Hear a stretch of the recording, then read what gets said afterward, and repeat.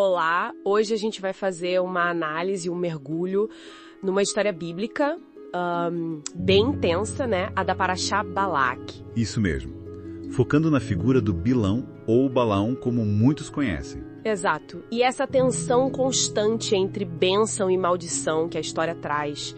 A fonte que a gente consultou explora muito isso, sabe? O poder das palavras. E as intenções, né? O que está por trás do que a gente fala. Isso. Bom, para contextualizar rapidinho, temos Balak, o rei de Moabe.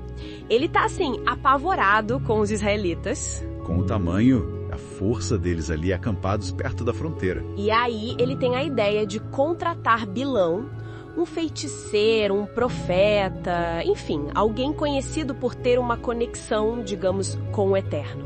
E a missão era clara: amaldiçoar Israel. Tinha aquela crença antiga muito forte. Aquela de a quem tu abençoares será abençoado e a quem tu amaldiçoares será amaldiçoado. As palavras tinham um peso, né? Um peso real. Com certeza. Só que aí, logo de início, o Eterno fala para o Bilão: não vai. Proíbe mesmo. Proíbe, diz claramente. Esse povo é bendito. Mas Bilão insiste. Balaque oferece riquezas, honra. E a ganância entra em jogo. Exatamente. É o que a fonte destaca e que Kefabet, a segunda carta de Pedro, chama de erro de Bilão. Amar o galardão da iniquidade, pagamento pelo mal, né? Isso, a ganância parecer o ponto fraco dele, a grande falha. Entendi. Mas é curioso porque, mesmo com essa motivação, digamos, duvidosa, ele afirma que só vai falar o que o Eterno mandar. Pois é. E de fato, por 3 vezes, ele tenta amaldiçoar, mas o que sai da boca dele são bênçãos. Bênçãos poderosas sobre Israel. Como pode isso? Ele queria amaldiçoar, mas abençoou. É um paradoxo, né? Mas mostra 2 coisas, eu acho. Primeiro, a soberania do Eterno sobre a palavra dita. Certo. E segundo, o poder inerente da palavra em si. A fonte até cita Provérbios, né? Aquele versículo forte. A morte e a vida estão no poder da língua. Exato. Um poder imenso. Lembra até de Yeshua amaldiçoando a figueira, né? Mostra que as palavras têm consequência. E a responsabilidade que a gente tem de usar para abençoar. Faz sentido, mas aí vem a pergunta que não quer calar. Se ele falou as palavras certas, as bênçãos ordenadas pelo Eterno, por que ele é tão condenado? Por que essa imagem negativa? Aí é que está o pulo do gato, digamos assim. A análise mostra que, como ele não conseguiu amaldiçoar diretamente... Ele mudou a estratégia. Exatamente. Ele deu um conselho terrível para os midianitas. Que conselho foi esse? Basicamente, usar a sedução.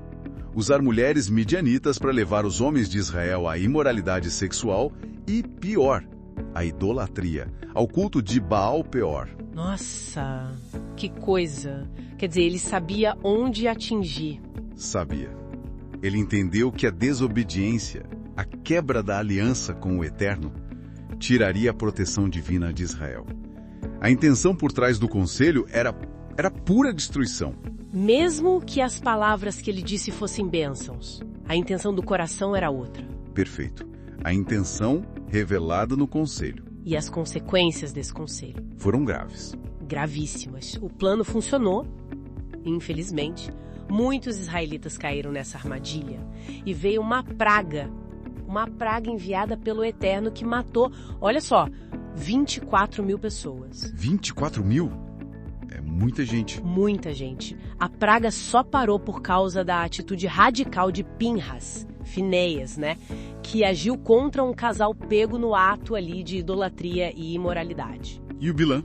O que aconteceu com ele? Recebeu o pagamento? Que nada. Não viu a cor do dinheiro que tanto queria.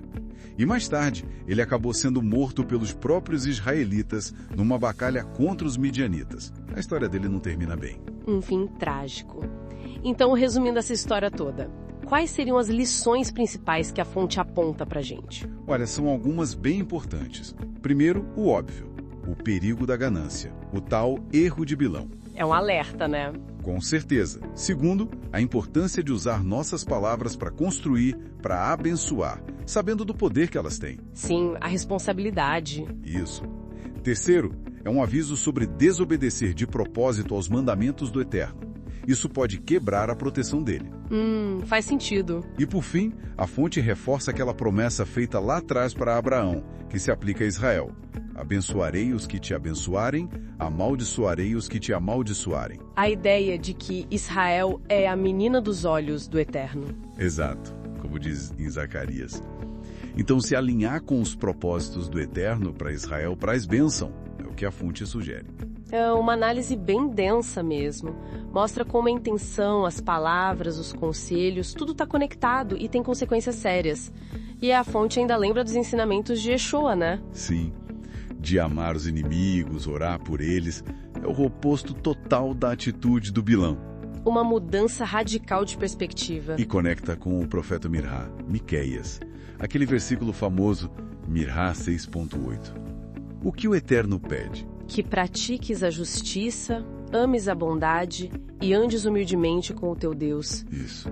Um chamado para ação ética, para compaixão, não para manipulação ou maldição. Fica então uma reflexão final, né?